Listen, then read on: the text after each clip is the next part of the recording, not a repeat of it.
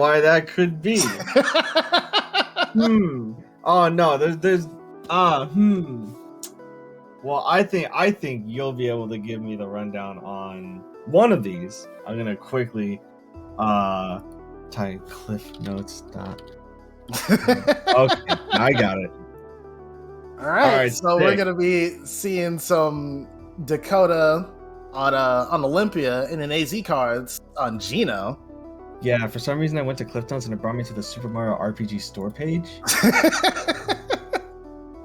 Stick it down. Oh, bummer. Yeah, no, unfortunate. Game 1 gonna be starting on Merchant Port.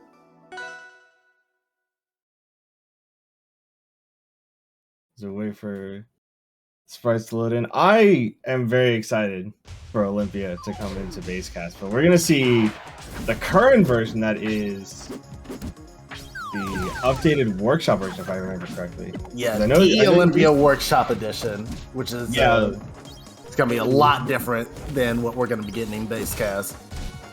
Yeah, and Dakota, what are you doing, man? Oh my! He's angry. I don't know what happened. This man was like, man, it's out for blood immediately. Like, listen, I woke up on the wrong side of the bed. Someone took the milk. I couldn't have my cereal. This mouth is fucking I got pissed. I was late to work. My boss starting out super strong on the first set. Oh my god! Oh my god! Even though Geno does have like the range, he does have like projectiles, he has like all these things that could actually interrupt Olympia's stuff.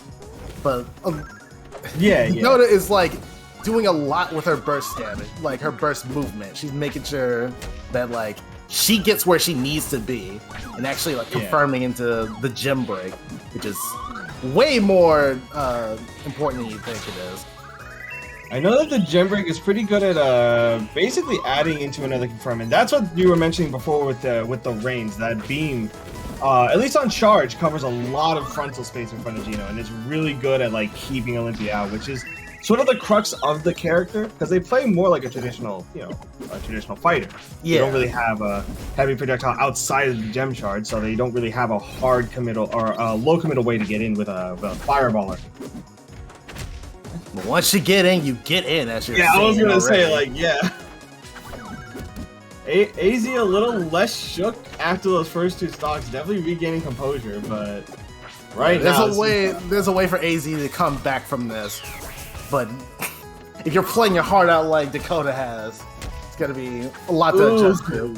He's chasing it down. He really wants it. And he got punished for it. Yeah. You know what? I respect it.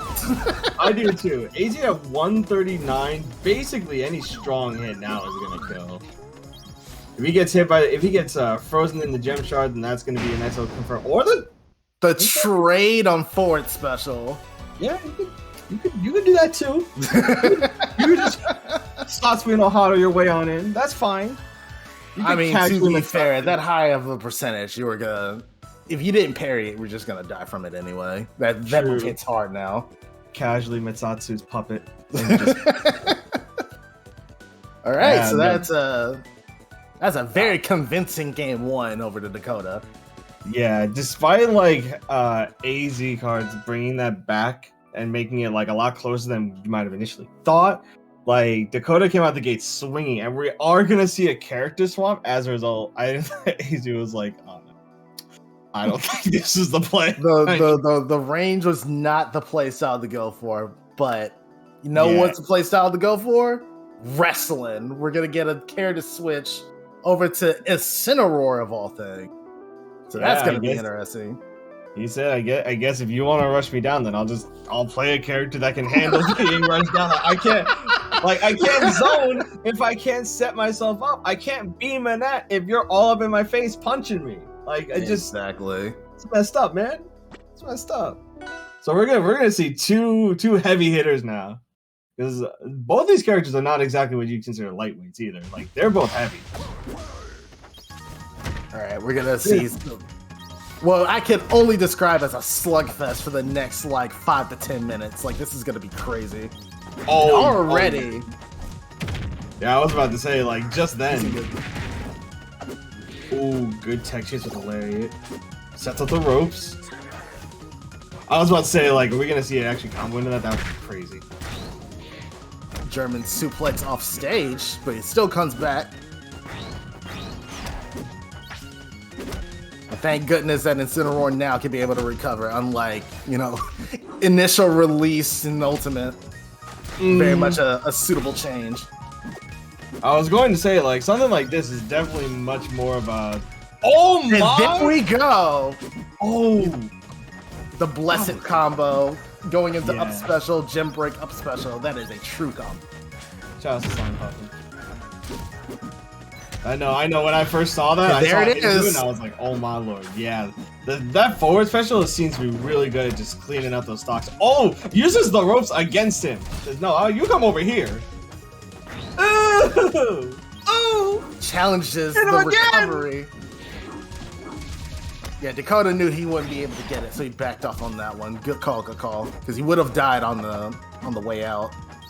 Yeah. I think part of him definitely wanted to go for it. Part of him was like, no, I want this so bad. But good restraint, like you said. Ooh, don't great DI. He's able to adjust to that DI. It was a forward special cancel, wasn't it? That's how he did one right into another. There's a couple of ways to cancel into that. Normally, you would use that for momentum.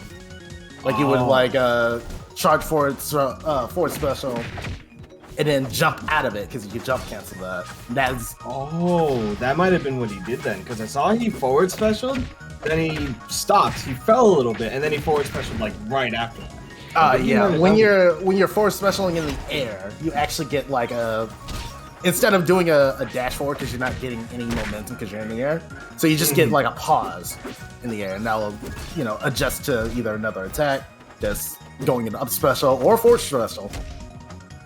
Oh my! Choosing the spike instead.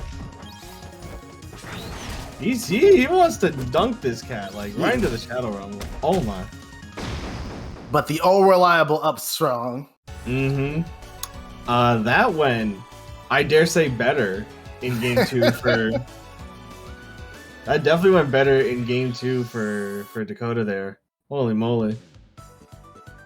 Taking full advantage of like that strong burst range and really devastating punish that Olympia has. Yeah, you gotta keep in mind with the burst damage that she has. Like, this is what happens when you ask for movement speed. It's like, no, you don't see the bigger picture here. Like, this is what we see. Like, this explosive damage. Yeah, no, giving a character more movement speed makes their tech chase game a lot more stronger, and if they already have good hitboxes and they just don't have the movement speed to follow up on it, it basically opens the floodgates for how they can tech chase you however they want. Yeah. But we're going to be seeing a character switch back over to Geno. Maybe the range is going to be helping out on game 3. It's like, okay, wait, this doesn't go any better. I need a projectile. Take it back. I think when he got the ropes used against him, I think that was like the sign of like, okay, wait, hang on a second. I need zoning. I need range. I think like that is part of the thing. While the crystal isn't exactly like an amazing projectile, it's still good. Like, it still covers a lot of space. Like, if you have someone that's like outside of your range, no reason not to. No reason not to use it. But you only get it once. It's not like a Geno beam where you can like charge it and kind of just get it back like 3 seconds later. You know? Yeah. It's still something you need to play around, and thankfully you could be able to break gem. So yeah, exactly. Even if you're like you're fighting against it and you just need it off the field, you just swack it and you won't be able to use it for a little bit. Yeah, exactly. Or you can just dodge out of it like that. There's good awareness on how Dakota's going to be playing around that. Yeah. AZ is doing actually a very good job adjusting to this Olympia play, taking out the first like stock right now. Yeah, I noticed like they had Dakota in a rough spot for like the first like 30 or so seconds, like just constantly like zoning and tech chasing him, and got like a good 100 uncontested. Like right now, even now, 54 and climbing. Like they're just keeping him out. Like, all right, no, I'll slow down. That's kind of what you need to do against, like, at least against characters that don't really have a projectile. Like, they kind of have to commit, and if you can get them to commit, then you can punish them. Ooh, good. What's that? You want a forward tilt? Yeah, it's one of those forward moves. Yeah. Yeah, no, I took out the first stock. It's still 81's game though. Like, yeah, I've seen some Olympia comebacks before. But I've seen some Geno comebacks as well, as Geno's already with the life lead. Yeah. He's maintaining it with that distance. You have another beam setup. Just constantly putting out projectiles and making it super hard for Dakota to move around stage. Oh, wait! Getting him off stage. Oh, no. He wall jumped before up being and wasn't able to make it back. Unfortunate. And that's going to be AZCards taking game number 3. That was a really strong adjustment. I think the counter pick helped a lot too. Just on the virtue of, like, there's a lot more space both on the top and bottom plat, the top of the plat and on the stage itself. That just lets him run off to the other side, get a little bit of charge, set up a projectile, and then kind of work around that. Yeah, you making Olympia having to play around your playstyle is way better than having to play around Olympia's playstyle, because as you've seen from the first set and the second set, as soon as Olympia gets going, she is going. Exactly. Like, it's a freight train, and if you can't dodge the train long enough for the train to slow down, then you are just you're dead. To quote Armada. One unconventional pick for another. I guess we're going to the skies on this one. Oh my god! Rarely see this get played in tourney, so this is. Yeah, we're going to Tempest. This is Dakota's counter pick too. That's interesting. Maybe there's some tech that I haven't been told of about Olympia on Tempest.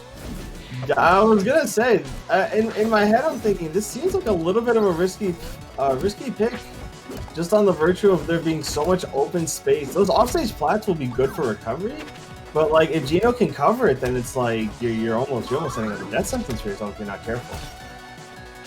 Oh, almost. Yeah, doesn't get anything off the crystal. Yeah, you ran out of things to use to go into other things. Making sure to use the forward strong and the gem break to keep yourself safe. Oh, and there it is.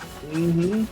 That move is a devil to the eye, and just like that is gonna be the first stock for Dakota. And maybe that's it. Maybe it's just the stage. There's less room to run around on. The platforms are pretty close, and Geno's kind of always in striking distance. Like, there's not really a whole lot of stage to run from, and yeah, that gem covers a lot of distance. Making sure that Geno is just somewhere on the stage. Yeah, exactly. Mr. Kill confirmed and decided to chase after it. Ended up working out pretty good in his favor. I was gonna say, like, that. Are we really gonna get the 3-stock Olympia on Tempest? This is the most workshop thing I've seen so far, and I just saw Flake versus Rainbow. I could. Oh wait, I mean, it can start off with one gem combo. Dash attack combos. He catches it. Drops it. We got a match. He is going down and swinging. He's making sure that he takes something with him. He's definitely taking at least that first stock. And I mean, if you can take the first stock, then you can keep it going. Nice thing is, it's never really over until the game says game. You parried the gem? Oh yeah, you can totally parry the stun on gem. Yeah, I noticed, like, it's a very much like a read thing, but like if you can feel it coming, you can parry it. Yeah, but that spike into the emergency up B is gonna do it.